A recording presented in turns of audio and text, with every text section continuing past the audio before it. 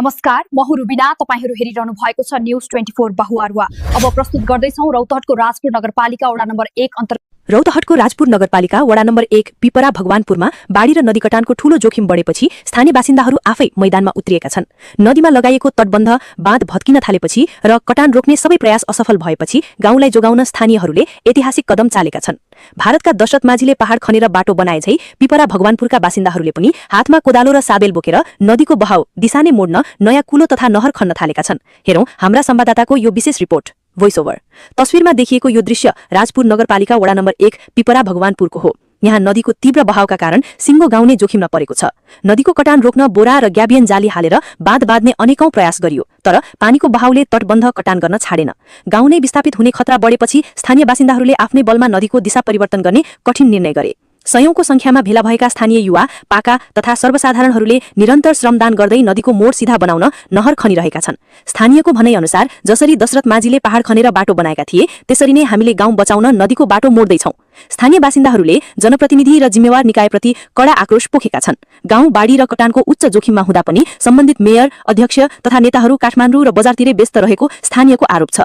आफ्नै ज्यान र सम्पत्तिको रक्षाका लागि जनता आफै जोखिम मोलेर माटो खन्न बाध्य भएका हुन्। एंकर, यदि समयमै नदीको कटान रोकिएन भने सिंगो पिपरा भगवानपुर गाउँ नै बाढीको चपेटामा पर्न निश्चित छ।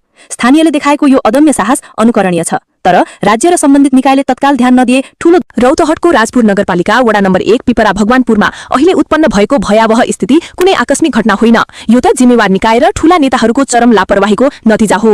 6 महिना अघि नै स्थानीय अमिरुल मुखियाले सरकारी अधिकारी र इन्जिनियरहरूको टोलीलाई स्थलगत निरीक्षण गराई बाँधको तत्काल मर्मत तथा पुनर्निर्माण गर्नुपर्ने चेतावनी दिएका थिए, तर ठूला नेताहरूको असहयोग र राजनैतिक व्यवस्थाका कारण काम अघि बढ्न सकेन। आज त्यही राजनैतिक उपेक्षाका कारण पिपरा भगवानपुरवासी गाउँ बचाउन आफै कोदालो बोकेर नदीको बहाव मोड्न बाध्य भएका छन्।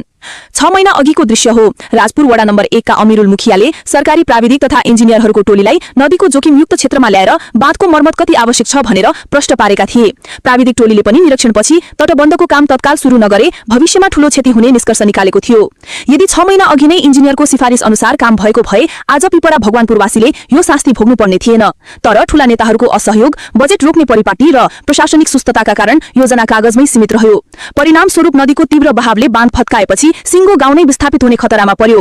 नेता र निकायबाट कुनै राहत वा समाधान नपाएपछि अन्ततः स्थानीयहरू आफै मैदानमा उत्रिएर नदीको दिशा मोड्न कुलो खनिरहेका छन्। 6 महिना अघिको यो दृश्यले आजको विपत्तिको जिम्मेवार को हो भन्ने कुरा स्पष्ट पारेको छ। 6 महिना अघि नै खतराको घण्टी बज्दा पनि ठूला नेताहरूको असहयोगका कारण योजना अलपत्र पारियो, जसको मूल्य